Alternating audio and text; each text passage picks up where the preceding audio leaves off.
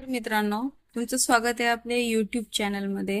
बघा, आज आपण बालमानसशास्त्र व अध्यापनशास्त्र या विषयाचे संकीर्ण व महत्त्वपूर्ण वस्तुनिष्ठ प्रश्न घेणार आहोत, जे की टीईटीच्या दृष्टीने खूप महत्त्वाचे असणार आहेत. आपण टीईटी 2026च्या परीक्षेचा अभ्यास करत आहोत. जी टीईटी 21 जूनला होणार होती, आता ती होणार आहे 28 जूनला. ओके, जे टीचर्स असतील किंवा होणारे जे टीचर्स आहेत, जे टीईटीची तयारी करत आहेत, त्यांच्यासाठी बालमानसशास्त्र आणि अध्यापनशास्त्र हा खूप महत्त्वाचा विषय असतो. आणि त्याचे आज आपण 50 क्वेश्चन्स घेणार आहोत, जे परीक्षेच्या दृष्टीने खूप महत्त्वाचे असतील. चला सुरुवात करूया क्वेश्चन्सला. कुमारवयीन विद्यार्थ्यांना येणारा अनुभव खालीलपैकी कोणता? आता कुमारवयीन विद्यार्थ्यांना येणारा अनुभव यापैकी कोणता आहे? तर अशा क्वेश्चन्स मध्ये तुम्हाला पूर्ण ऑप्शन्स वाचावे लागतात. तर याचं उत्तर आहे बघा, डी, चिंता व स्वयंविषयक क्षमतांबाबत साशंकता. ओके, डिस्ग्राफिया ही अध्ययन अक्षमता किंवा अकार्यक्षमता खालीलपैकी कोणत्या दोषाशी संबंधित असते? डिस्ग्राफिया ही कोणत्या अध्ययन अक्षमता कोणत्या दोषाशी संबंधित असते?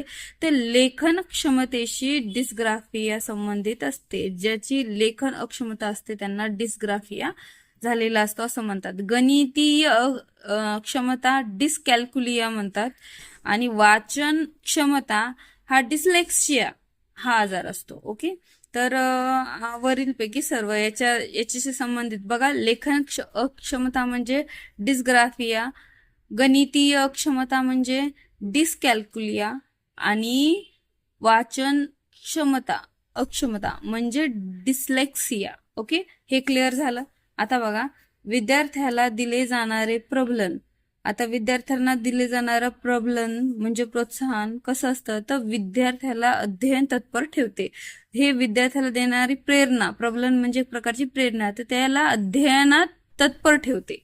ओके, त्याचं उत्तर आहे विद्यार्थ्याला अध्ययनात तत्पर ठेवते.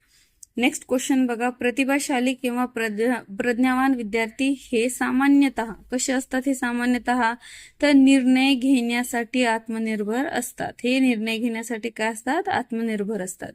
बघा, एक विद्यार्थीने डॅशने ग्रस्त आहे. असा एक विद्यार्थी आहे की कशाने तो ग्रस्त आहे. तो कशामुळे? त्यामुळे तो सॉ व वॉज आणि न्यूक्लिअर व अनक्लिअर यामधील फरक ओळखू शकत नाही. म्हणजे शब्दांमधला फरक तो ओळखू शकत नाही, म्हणजे वाचन दोष आहे याच्यामध्ये. तर वाचन दोषला काय म्हणतो आपण? डिस्लेक्सिया म्हणतो. डिस्ग्राफिया म्हणजे लेखन दोष असतो आणि डिस्कॅल्क्युलिया म्हणजे गणितीय दोष असतो. ओके, तर याचं उत्तर आहे अ, डिस्लेक्सिया, वाचन दोष असतो तो. नेक्स्ट क्वेश्चन बघा, अध्ययन संबंधीच्या अकार्यक्षमता सामान्यतः खालीलपैकी कोणामध्ये अधिक आढळतात? तर अध्ययन संबंधीच्या अकार्यक्षमता हे ज्या मुलांचे आई वडील या समस्येने ग्रस्त होते त्या मुलांमध्ये आढळतात. ओके, नेक्स्ट क्वेश्चन बघा, शाळेमधील विद्यार्थ्यांची उपस्थिती वाढवण्यासाठी खालीलपैकी कोणता मार्ग अधिक योग्य राहील? अशा क्वेश्चनमध्ये तुम्हाला सगळेच क्वेश्चन्स वाचावे लागतात. तर बघा, इथं ऑप्शन्स वाचावे लागतात. शाळेत येणाऱ्या विद्यार्थ्याला प्रति 10 रुपये अनुदान देणे बरोबर आहे का? नाही. मुलांना घरामधून शाळेत आणण्यासाठी एक व्यक्तीची नेमणूक करे बरोबर आहे का? नाही. शाळेत अनुपस्थित विद्यार्थ्याला पटावरील नाव कमी करणे हे पण बरोबर आहे का? नाही. तर शाळेचा भौतिक परिसर सुंदर व आनंददायी अध्यापनासाठी प्रयत्न करणे, याचं उत्तर आहे क. ओके, नेक्स्ट क्वेश्चन बघा, शाळेमध्ये लिंगभेदापासून अलिप्त राहण्याचा सर्वोत्तम मार्ग कोणता? तर शिक्षकांकडून होणारे प्रत्येक वर्तन लिंग पक्षपातापासून दूर ठेवणे. शिक्षकाची यामध्ये मेन भूमिका असते. शिक्षकांनी मतभेद केले नाही पाहिजे. ओके, विद्यार्थी अधिकतर कार्य स्वतःच्या हाताने करत असेल तर अशा विद्यार्थ्यांना काय म्हणतात? काय वाढते विद्यार्थ्यांची? तर आत्मनिर्भरता वाढते, स्वतःचे काम स्वतः करण्याची क्षमता वाढते. नेक्स्ट क्वेश्चन पाहूया. आज आपल्याला 50 क्वेश्चन्स घ्यायचे आहे, त्यामुळे थोडंसं फास्ट घेत आहे. बघा, प्रज्ञावान किंवा प्रतिभाशाली विद्यार्थ्यांसाठी खालीलपैकी कोणते कार्य सर्वाधिक उपयुक्त ठरेल? प्रज्ञावान व प्रतिभाशाली तर दिलेल्या संकल्पनांवर आधारित मौलिक नाटक लिहिणे हे त्यांना अधिक उपयुक्त ठरेल. नेक्स्ट क्वेश्चन, वर्गामधील अध्यापनादरम्यान शिक्षकांचे विद्यार्थ्यांशी संबंध कसे असावेत? तर कसे असावेत त्यांचे? मतभेदपूर्ण असावेत का? नाही. मैत्रीपूर्ण असावेत आणि मार्गदर्शनात्मक असावेत, अलिप्त असू नये. म्हणून 2 आणि 3 तर उत्तर आहे क. ओके.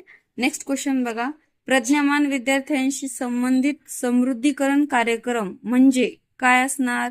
तर याचं उत्तर आहे बुद्धिमत्ता व प्रगतीनुसार पुढील वर्गात जगण्याची जाणण्याची संधी द्यावी. म्हणजे विद्यार्थ्याला काय करायचं? बुद्धिमत्ता व प्रगतीनुसार पुढील वर्गात जाण्याची संधी द्यावी त्यांना.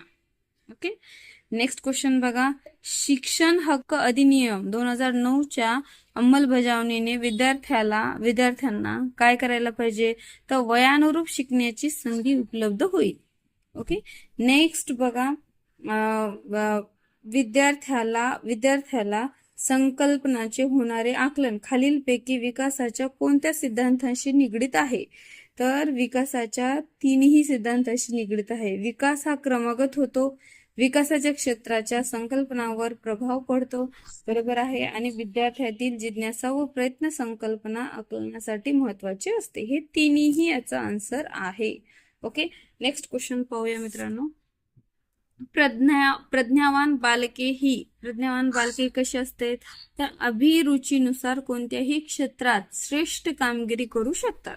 त्यांच्या आवडीनुसार कोणत्याही क्षेत्रात ते काय करू शकतात? खूप चांगली कामगिरी करू शकतात.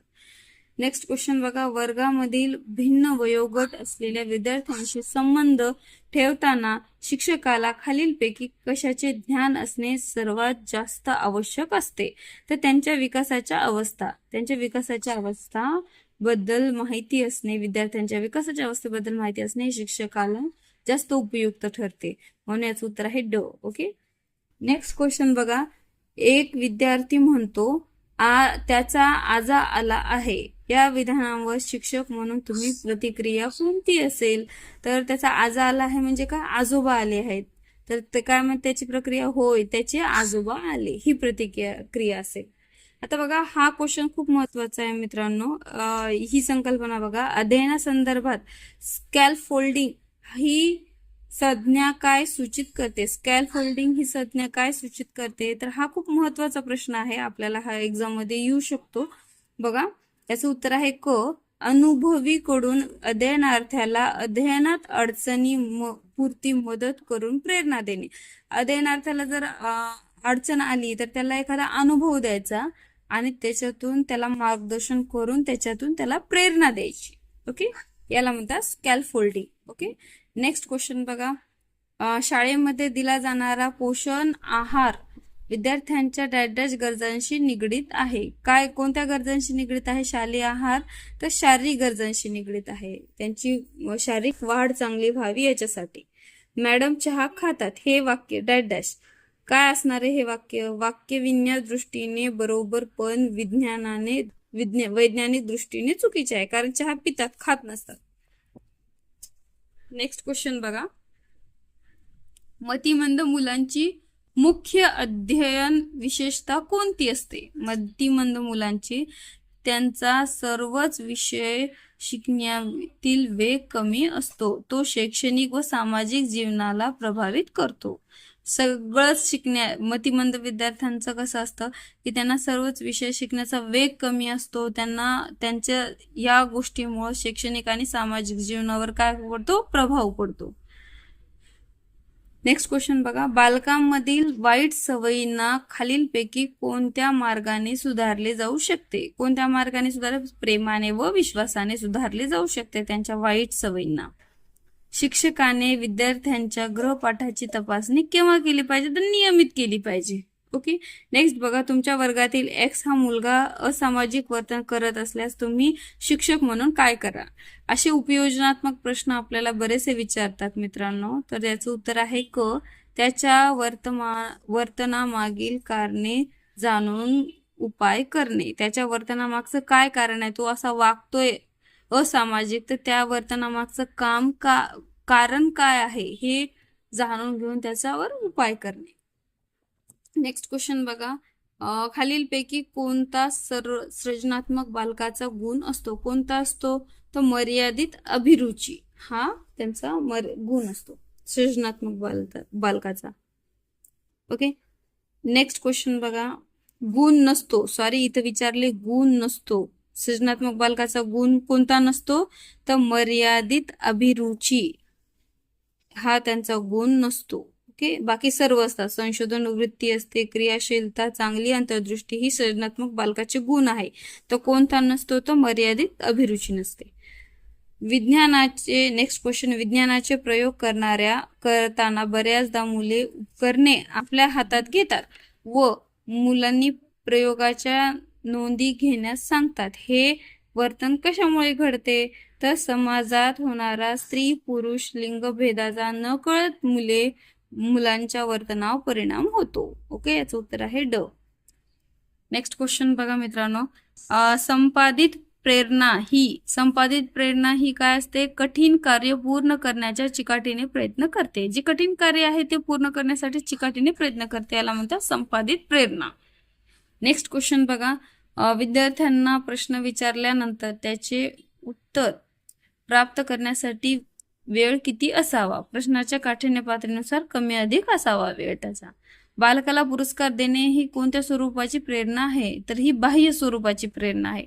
बालकामध्ये खालीलपैकी कोणती प्रेरणा अधिक काळ टिकते? याच्यातली कोणती प्रेरणा अधिक काळ टिकते? तर स्वयंप्रेरणा अधिक काळ टिकते. बालकाच्या बौद्धिक विकासावर सर्वाधिक प्रभाव कोणत्या वातावरणाचा पडतो? तर बालकाच्या बौद्धिक विकासावर सर्वाधिक परिणाम त्याच्या कुटुंबाचा पडतो. Next question. शाळेमध्ये बालकाचे मूल्यमापन करण्याचा सिद्धांत खालीलपैकी कोणत्या तत्वावर आधारित आहे? तर बाह्य परीक्षकाच्या तुलनेत शालेय शिक्षक विद्यार्थी क्षमतांचे अचूक मापन करून मार्गदर्शन करू शकतो. ओके, म्हणून याचं उत्तर आहे क. नेक्स्ट क्वेश्चन बघा. विद्यार्थ्यांमध्ये व्यक्तिभेद आढळून येतात, त्यासाठी शिक्षकाने काय केले पाहिजे? तर अध्ययन संबंधीच्या विविध अनुभूती विद्यार्थ्यांना प्राप्त करून दिल्या पाहिजेत. अध्ययन संबंधीचे काही प्रॉब्लेम्स असतील त्यांना सॉल्व्ह करून द्यायचे, हे शिक्षकाचं कर्तव्य आहे. नेक्स्ट क्वेश्चन बघा. शाळेमधील एका शिक्षक विद्यार्थ्यांच्या शिकवण्याच्या विविध अध्ययन शैलीला अनुसरून वर्गात वैविध्यपूर्ण अनुभवावर भर देत आहे. संबंधित शिक्षकावर खालीलपैकी कोणत्या सिद्धांताचा प्रभाव आहे? तर बघा, असे क्वेश्चन्स बी खूप लेंदी असतात, त्यामुळे वाचण्याची प्रॅक्टिस असू द्या. आणि याचं उत्तर आहे बघा, कोणत्या शिक्षकावर संबंधित असतात? तर गार्डनरचा बहुविध बुद्धिमत्ता उपत्या खूप महत्वाच्या आहेत. ह्या सर्व उपत्या मी आपल्या युट्यूब चॅनलवर अपलोड केलेल्या आहेत. मित्रांनो, तुम्ही एकदा चेकआउट करा, तुम्हाला त्याची नक्कीच मदत होईल. नेक्स्ट क्वेश्चन बघा. एक शिक्षिका विद्यार्थ्यांना विचारलेल्या प्रश्नांची लगेच उत्तरे न देता त्या संबंधी सहकारी विद्यार्थ्यांमध्ये चर्चा करण्यास सांगते. त्यांच्यातून येणाऱ्या उत्तराची वर्गात सर्वांगीण चर्चा करते. शिक्षिकेचा हा दृष्टिकोन खालीलपैकी कशाशी संबंधित आहे? तर एक शिक्षिका आहे, ती विद्यार्थ्यांच्या प्रश्नाची उत्तरे लगेच देत नाही. त्या विद्यार्थ्यांना त्या आपसामध्ये चर्चा करू देते त्या प्रश्नांवर आणि त्याच्या उत्तरावरती सर्वांगीण चर्चा करते, सगळ्यांची मतं जाणून घेते आणि प्रत्येकाचा दृष्टिकोन चेकआउट करते. तर हे कशाशी संबंधित आहे? तर विद्यार्थ्या सहकार्यात्मकता अध्ययनाचा विकास करणे, म्हणजे विद्यार्थ्यांमध्ये एकमेकाला सहकार्य करण्याचा, अध्ययनाचा विकास करणे, सहकार्य करून अध्ययनाचा विकास करण्याशी संबंधित आहे. एका शाळेत गायन स्पर्धेसाठी शिक्षक मुलांपेक्षा मुलांनीच अधिक संधी देतात. त्यांचा हा दृष्टिकोन डॅश दर्शवतो. तर लैंगिक पूर्वग्रह दर्शवतो. नेक्स्ट बघा. बी चे अंकुरण कसे होते हे शिकवण्याचा सर्वात प्रभावी मार्ग कोणता? एका बीचं अंकुरण कसं होतं, ग्रोथ कशी होते? तर त्या मुलांना त्या शाळेच्या परिसरामध्ये बी अंकुरण होण्याचे विविध टप्पे विद्यार्थ्यांना प्रत्यक्ष दाखवायचे. एखादं बी पेरायचं आणि पेरून त्यांना प्रत्यक्ष अंकुरण होण्याचे टप्पे दाखवायचे. त्यांना हे सगळ्यात चांगला मार्ग आहे त्यांना शिकवण्याचा, अनुभव देण्याचा. ओके, तुमच्या वर्गातील सामान्य बुद्धिमत्ता असलेला विद्यार्थी नापास झाला तर शिक्षक म्हणून तुम्हाला काय वाटेल? तर तुम्ही विद्यार्थ्याला अध्ययन अनुभव देण्यास अपयशी ठरला असं असं. नेक्स्ट क्वेश्चन बघा, विद्यार्थ्यातील सुप्त क्षमतांचा विकासासाठी खालीलपैकी कोणत्या शिक्षणाची सध्या गरज आहे? तर बालकेंद्रित शिक्षणाची सगळ्यात जास्त गरज आहे. नेक्स्ट क्वेश्चन बघा मित्रांनो, प्रगतिशील शिक्षणाचे वैशिष्ट्य खालीलपैकी कोणते आहे? तर प्रगतिशील शिक्षणाचे वैशिष्ट्य बघा, शालेय वेळापत्रक व बैठक व्यवस्थेबाबत लवचिकता असणे हे जास्त प्रगतिशील शिक्षणाचे वैशिष्ट्य दाखवते. नेक्स्ट क्वेश्चन बघा, शिक्षकाने विद्यार्थ्यांना आपल्या वर्गातील सर्व विद्यार्थ्यांबरोबर आंतरक्रिया करण्यासाठी प्रोत्साहित केले पाहिजे. कारण कशामुळे? तर अध्ययन विषयक आंतरक्रियेतून सामाजिक कौशल्याचा विकास होतो. ओके. नेक्स्ट क्वेश्चन बघा, मानवी व्यक्तिमत्वाचा विकास खालीलपैकी कोणत्या बाबीवर अवलंबून असतो? तर मानवी व्यक्तिमत्वाचा विकास हा आनुवंशिकता व वातावरण यांच्या संमिश्र परिणामावर अवलंबून असतो.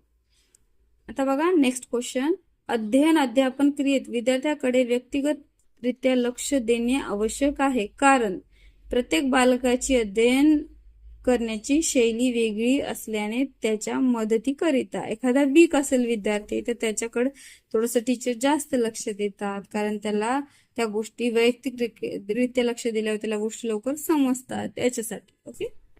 नेक्स्ट क्वेश्चन बघा मित्रांनो, बालकाला अध्ययन करण्याचा कंटाळा येतो ही बाब खालीलपैकी कोणत्या गोष्टीकडे निर्देश करते? तर बालक हा यांत्रिक पद्धतीने अभ्यास करतो, त्यामुळे त्याला अभ्यासाचा कंटाळा येतो. जर समजून अभ्यास केला आणि समजून जर ते गोष्टी लक्ष देऊन लक्षात ठेवल्या तर त्याला अभ्यास करण्याचा कंटाळा येत नाही. ओके. नेक्स्ट क्वेश्चन बघा, शिक्षणाच्या संदर्भात सामाजिकरण म्हणजे काय? तर सामाजिक नीती नियमांशी समायोजन साधणे. ओके. नेक्स्ट क्वेश्चन बघा, खालीलपैकी विकासाचा कोणता सिद्धांत आहे? तर सर्व व्यक्तीचा विकासाचा वेग हा समान नसतो. प्रत्येक व्यक्तीचा विकास हा वेगवेगळा असतो. विकासाचा वेग हा वेगवेगळा असतो, समान नसतो. हा त्याचा सिद्धांत आहे विकासाचा. नेक्स्ट बघा, दुसरीच्या वर्गात शिक्षक अध्यापन करताना फळे ही संकल्पना समजावण्यासाठी विविध फळे वर्गात दाखवतात व विद्यार्थ्यांशी फळांसंबंधी चर्चा करतात. शिक्षकाच्या अशा स्वरूपाच्या अध्यापनामुळे विद्यार्थी ज्ञान निर्माण करण्याचा प्रयत्न करतो. ओके. 1.5 वर्षाचे लहान बाळ त्याच्या आईच्या कडेवर असते तेव्हा घरात नवीन आलेली व्यक्ती बाळाला घेण्याचा प्रयत्न करते, तेव्हा बाळ मोठ्याने रडते. बाळाचे रडणे हे दर्शवते. काय दर्शवते? तर भावनिक असुरक्षितता दर्शवते. नेक्स्ट क्वेश्चन बघा, खेळाच्या माध्यमातून बालकाचे सामाजिकरण अधिक होते कारण बालक खेळताना सांघिक भावना निर्माण होते. ओके, याचं उत्तर आहे बी. नेक्स्ट क्वेश्चन बघा, अध्ययन प्रक्रियेत दिले जाणारे बक्षीस व दंड याचा बालकाच्या व्यक्तिमत्वावर परिणाम कोणत्या स्वरूपाचा असतो? तर मानसशास्त्रीय स्वरूपाचा परिणाम असतो. हे होते मित्रांनो 50 क्वेश्चन्स बालमानसशास्त्राचे. याच्या पुढचे 50 क्वेश्चन्स आपण नेक्स्ट व्हिडिओ मध्ये घेऊयात. तुम्हाला व्हिडिओ जर आवडला असेल तर लाईक शेअर सबस्क्राईब नक्की करा. आणि ज्यांना बालमानसशास्त्र विषय हा अवघड जातो, हा पेपर 1 आणि पेपर 2 साठी खरंच खूप महत्वाचे क्वेश्चन्स आहेत. याच्या पुढचे क्वेश्चन्स मी नेक्स्ट व्हिडिओ मध्ये घेईल. व्हिडिओ आवडला तर लाईक शेअर सबस्क्राईब नक्की करा. थँक्यू.